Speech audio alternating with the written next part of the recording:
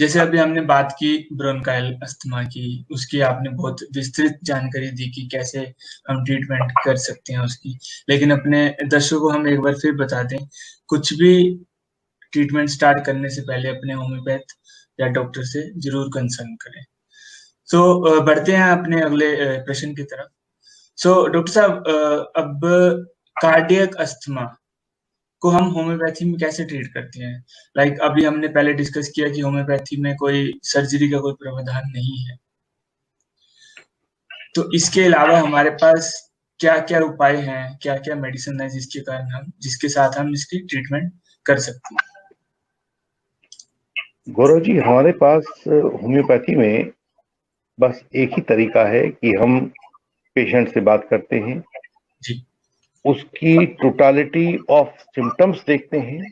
Totality of symptoms, उसके शारीरिक symptoms क्या हैं, उसके मानसिक सिम्टम्स क्या हैं, उसके इमोशनल सिम्टम्स क्या हैं।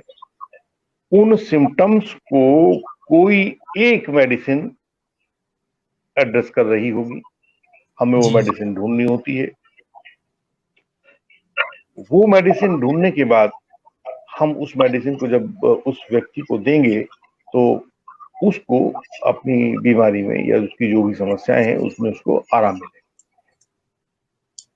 अब बात आती है हमारे कार्डियक अस्थमा की। तो कार्डियक अस्थमा अपने आप में अस्थमा नहीं होता उस सेंस में जैसे कि ब्रोंकाइल अस्थमा होता है।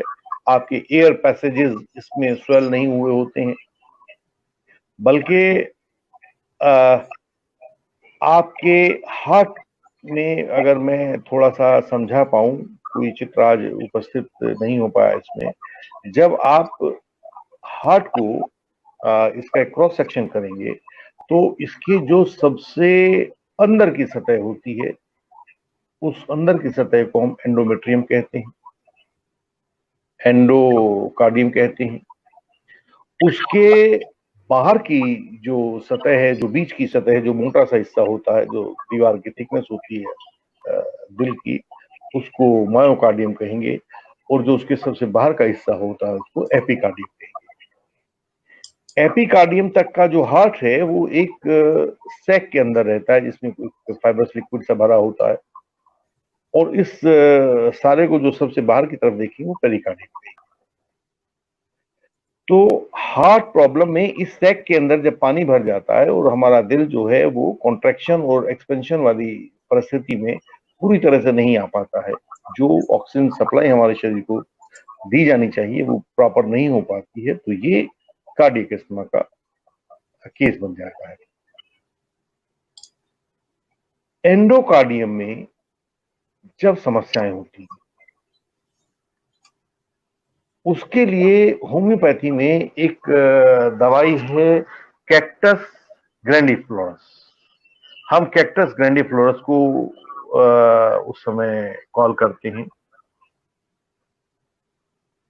कैक्टस ग्रैंडिफ्लोरस के केस में आप देखेंगे जितनी आर्टरीज होती हैं, आर्टरीज के अंदर बहुत सारा प्लैक पाया जाएगा, उनमें कंजेशन रहेगा, और आप बता देते हैं जिसको आप सामान्य भाषा में कहते हैं कि ब्लॉकेज हो जाता है, वो ब्लॉकेज रहेगा।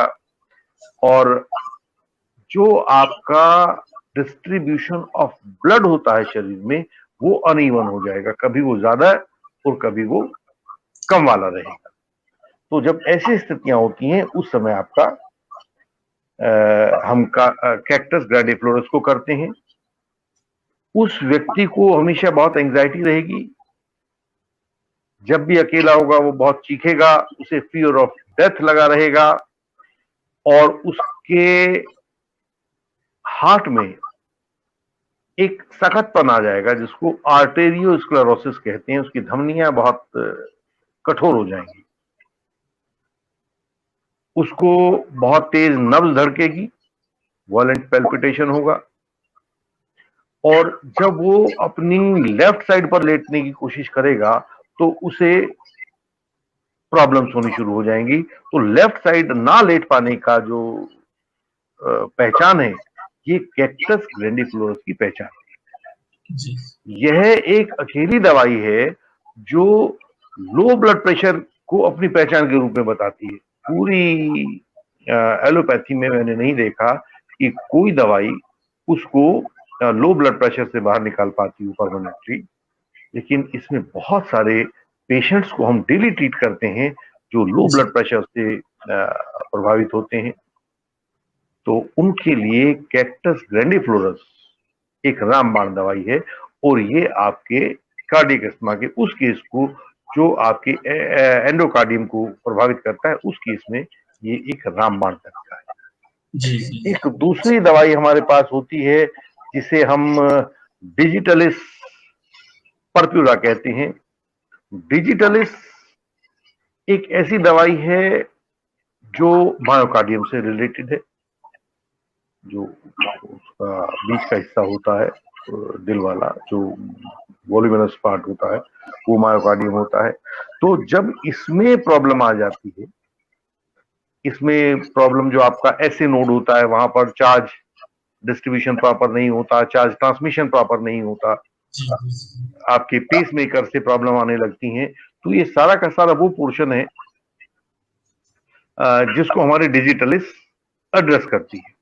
जी जी तो इस समय आप देखेंगे कि डिजिटलिस के साथ साथ आपके लीवर में भी प्रॉब्लम होने लगती है, आपके चेहरे पे पीलिया के लक्षण दिखाई देने लगते हैं, जॉन्डिस के लक्षण दिखाई देने लगते हैं, ऑरिकुलर फ्लटर और फिब्रिलेशन हो जाता है।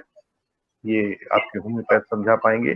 ये एक ईसीजी में हम उसको देख के पहचान सकते हैं कि वहां पर फ्लटर है या फिब्रिलेशन है। जब आप इसीलिए अपना डॉक्टर को दिखाएंगे तो देख के उसको पहचान जाएंगे।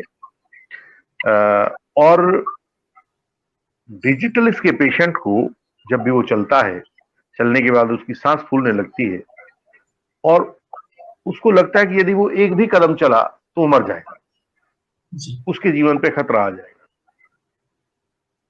डिजिटलिस की पहचान यही है कि उसका पेशेंट चल नहीं पाता। हमने कुछ दूसरी प्रॉब्लम्स के बारे में जेलसेमियम की बात की थी। जेलसेमियम भी कार्डियक अरेस्ट को, कार्डियक अस्थमा को एड्रेस करता है, लेकिन जेलसेमियम की पहचान होती है कि उसको लगता है कि यदि वो रुका तो मर जाएगा, वो लगातार चलते रहना चाहता है। डिजिटलिस की पहचान ये होती है कि यदि वो चला तो मर जाएगा, उसको लगातार रुकने की जरूरत होती है। तो इस तरह के जो डिफरेंसेस होते हैं, इस तरह की जो पर्टिकुलर सर्कमस्टांसेस होती हैं दवाइयों की, वो सिर्फ एक एक्सपर्ट ही पहचान सकता है। यदि हम किसी लेमैन के हाथ में ही सौंप देंगे तो वो एक अर्थ का अनर्थ कर पाएगा और लाभ होने की अपेक्षा उसको हानि होने की संभावना हो जाएगी। जी जी जी तो जी डिजिटल इसको हम उन परिस्थितियों में इस्तेमाल करते हैं जब व्यक्ति थोड़ा सा चले तो उसके सांस फूल जाती है और वो रुक जाना चाहता है, वो चलना नहीं चाहता। वो छोटी छोटी सी बातों को सुनकर एकदम से घबरा जाता है। मेरे पास एक पेशेंट थे अभी इसमें, जिन्हें मैंने डिजिटलिस्ट दिया था। उन्हें 4 बार ओटी से वापस लाया गया था और वो ओटी को देखते ही घबरा जाते थे। उनके बीपी इरेगुलर हो जाता था और वो डर के वहां चीखना चिल्लाना शुरू कर देते थे, और वो रिटायर्ड व्यक्ति थे। तो ओटी को देखते ही वो इतना घबरा जाते थे। तो जब उन्होंने देखा कि वो किसी भी तरह से जो उनकी कंडीशन है ओटी वालों की, वो पूरी नहीं कर पा रहे, तब उन्हें होम्योपैथी के लिए मेरे पास लाया गया।